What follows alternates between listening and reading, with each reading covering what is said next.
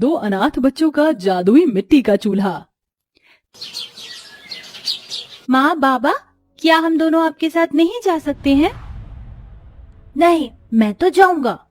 बेटा, हम किसी घूमने की जगह थोड़ी ही जा रहे हैं। तेरे बाबा की कमर में दर्द है, इसीलिए मैं उन्हें अस्पताल लेकर जा रही हूँ। तुम यहीं घर में ही रहो, बच्चे अस्पताल नहीं जाया करते हैं, वरना पता है ना, इंजेक्शन लग जाता है। नहीं नहीं नहीं नहीं, मैं तो जाऊंगा, आपके साथ ही जाऊंगा। चुप हो जा सौरभ, अगर तू भी चला जाएगा तो मैं अकेली रह जाऊंगी। तू चाहता है कि तेरी दीदी अकेली रह जाए? बोल। नहीं, सौरभ बहुत अच्छा बच्चा है, वो मेरी बात जरूर मानेगा। बेटा, तुम दोनों घर का ख्याल रखना, और हाँ, मैंने खाना बना दिया है तो उसे टाइम से खा लेना। अब मैं चलती हूँ। बच्चों, अपना और घर का ख्याल रखना, और कोई भी अजनबी अगर आए तो दरवाजा मत खोलना। जी पापा। दोनों माँ बाप अपने छोटे छोटे बच्चों को समझाकर बस में अस्पताल जाने को निकल गई। अभी वो सफर कर ही रहे थे कि अचानक से पहाड़ी पर चलती हुई बस के ब्रेक फेल हो गई और वो पहाड़ी की बाउंड्री को तोड़ती हुई खाई में जा गिरी। यह हादसा बहुत ही भयानक था।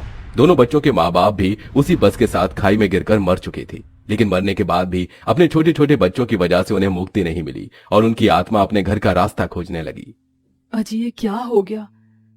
हम अब इस दुनिया में नहीं रहे। अब हमारे बच्चों का क्या होगा? हे भगवान, ये तूने क्या किया? तूने हमारा साया हमारे बच्चों के ऊपर से इतनी जल्दी हटा दिया। मेरे तो दोनों बच्चे अभी बहुत मासूम हैं। वो अपना ख्याल कैसे रख पाएंगे? हमारे हिस्से का जितना अन्न और सांसें थी वो पूरी हो गई रमेश जी, इसीलिए अस्पताल के बहाने हमारी मौत आ रही थी। लेकिन मैं अपने बच्चों को अकेला नहीं छोड़ूंगी। कुछ और न सही तो उनके ऊपर अपनी नजर ही रख लूंगी। चलिए हम घर चलते हैं। रमेश और माधुरी की आत्मा भटकते हुए अपने घर का रास्ता खोजने लगी। हादसे की जगह पर कुछ ही देर में मीडिया, पुलिस सभी पहुंच गई, लेकिन बस का नामो निशान का भी पता नहीं चला। जब ये खबर उड़ती उड़ती दोनों बच्चों को लगी तो वो बहुत रोए। दीदी, मुझे माँ के पास जाना है, मैं माँ के पास जाऊंगा। वो कहाँ है? भाई, हमारे माँ बाबा में छोड़कर चले गए, अब वो कभी नहीं आएंगे। अजी देखिए, मेरे दोनों बच्चे कैसे रो रहे हैं। मैं इन्हें अपने सीने से लगाना चाहती हूँ। माधुरी की आत्मा का अपने बच्चों को देखकर बहुत ही बुरा हाल हो रहा था। वो माँ भले ही मर चुकी थी, लेकिन उसकी ममता अभी भी जिंदा थी। लेकिन बेचारी माधुरी और रमेश अपने बच्चों को अब दूर से देखने के सिवा कुछ भी नहीं कर सकते थे। ऐसे ही शोक में दोनों बच्चों ने 3-4 दिन तो गुजार दिए, लेकिन 3-4 दिन के बाद उनकी जरूरत जागने लगी। दीदी, बहुत भूख लग रही है, अब हम क्या करें? मैं नहीं जानती हूँ भाई, मुझे तो कुछ भी बनाना भी नहीं आता। पता नहीं हम क्या करेंगे। चलो ना दीदी, हम पड़ोस वाली आंटी जी से खाना मांगने चलते हैं। क्या खाना? नन्ही पिंकी का दिमाग सोचने लगा, लेकिन उसकी समझ में कुछ और नहीं आया और वो दोनों ही भाई बहन अपने पड़ोसी से खाना मांगने निकल गई। उनके साथ में उनके माँ बाप का साया भी चल रहा था। आंटी जी, मेरा भाई और मैं भूखे हैं, हमें कुछ खाने को दे दो ना। अरे जा जा हाई बड़ी, मेरे घर से फालतू राशन नहीं आता है। मेरे बच्चे भी हैं, मैं उन्हें खिलाऊं या तुम्हें? जाओ जाकर किसी चौराहे पर भीख मांगो। वैसे भी तुम्हारे माँ बाप तो मर गए हैं, तो सारी जिंदगी तुम्हें कोई करके नहीं खिलाएगा। ऐसे बोलकर उस पत्थर दिल औरत ने मासूम बच्चों के मुंह पर ही दरवाजा बंद कर दिया। ये सारा मंजर देख रमेश और माधुरी का दिल टूट गया। रमेश जी, ये पत्थर दिल दुनिया कहीं मेरे बच्चों को काट ना खाए। देखा आपने, इस जमाने ने उन्हें अनाथ होने का ताना दे दिया। ये दुनिया ऐसी ही है। मैं अपने बच्चों को ऐसे भूख से तड़पता नहीं देख सकता हूँ। हे भगवान, कुछ कर। या तो तू हमारे बच्चों को भी हमारे ही पास भेज दे, या हमें इतनी शक्ति दे कि हम कुछ कर पाए। दोनों माँ बाप बहुत ज्यादा लाचार महसूस कर रहे थे। दोनों बच्चे भूख से बिलबिलाते हुए एक चौराहे पर आ गए और वहां पर भीख मांगने लगे। अंकल जी, कुछ खाने को दे दीजिए ना, मेरा भाई और मैं, हम दोनों भूखे हैं। अरे हर रास्ते से है? मैं क्या तुझे कोई चलता फिरता होटल लगता हूँ? दीदी कुछ खाने को दे दो, बहुत भूख लगी है।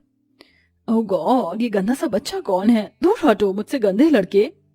दीदी कुछ दे दो ना, बहुत भूख लगी है। एक दूंगी कान के नीचे, वापस मेरे पास नहीं आना। छोटा सा बच्चा है, ऐसे क्यों कर रही है? ये लो प्यारे बच्चे, तुम ये रख लो। वहीं खड़ी हुई एक लड़की ने सौरभ को 10 रुपए दे दिए। दोनों भाई बहन लालची नहीं थे। 10 रुपए मिलते ही वो उन्हें लेकर घर आ गए और 5-5 रुपए की चीज खरीद कर खा ली। दोनों माँ बाप अपने बच्चों की ऐसी हालत नहीं देख पा रहे थे। बच्चों के साथ वो भी घर में ही लौट आए। ऐसे ही कई दिनों तक चलता रहा और एक दिन। क्या हुआ सौरभ, तू बैठा हुआ क्या कर रहा है? क्या हुआ भाई? दीदी क्या हुआ? तूने कोई सपना देख लिया क्या? पिंकी ने अपने भाई को गले से लगा लिया। जैसे ही उसकी नजर सौरभ के हाथ पर पड़ी तो उसने अपने माँ बाप की तस्वीर को हाथ में ले रखा था। दीदी मुझे भूख लगी है, माँ कितना अच्छा खाना खिलाती थी ना, मुझे भी माँ के पास जाना है, मुझे माँ चाहिए। सौरभ रोने लगा। उसे देखकर पिंकी की भी आंखों से आंसुओं के फव्वारे निकलने लगे। ये दिन उन बच्चों के लिए माँ बाप के बिना बहुत मुश्किल थे। दोनों माँ बाप भी उन्हें रोता देख रो रहे थे और रोते रोते ही माधुरी बोली, हे भगवान, मैं अब और अपने बच्चों को इस तरह नहीं देख सकती। या तो तू मुझे वरदान दे या दोबारा जीवन दान दे जो मैं अपने बच्चों के पास लौट आऊं, या फिर कोई ऐसी शक्ति दे जिससे कि मेरे बच्चों को इतनी मुसीबतें ना झेलनी पड़े। वो भूखे हैं, कुछ कर भगवान। माधुरी ने ममता से भरकर भगवान को पुकारा। उसकी पुकार भगवान जी ने आखिर सुन ली और अचानक से ही जो तस्वीर वो बच्चे देख रहे थे उसके अंदर से एक धुआं निकला जो पास में ही रखे एक चूल्हे पर जा लगा। ऐसा होते ही रसोई से अपने आप ही एक भगोना आकर चूल्हे पर रख गया और उसमें खाना पकने लगा। ये क्या हो रहा है? दीदी मुझे डर लग रहा है। घबराओ नहीं बच्चों, मैं हूँ जादुई चूल्हा। तुम्हारा जो मन करेगा मैं वो बना कर दूंगा। चलो बताओ तुम्हें क्या खाओगे? दोनों बच्चे छोटे ही थे, उन्हें यह सब कुछ ज्यादा अजीब नहीं लगा, बल्कि वो तो चूल्हे को देखकर काफी खुश हो गए।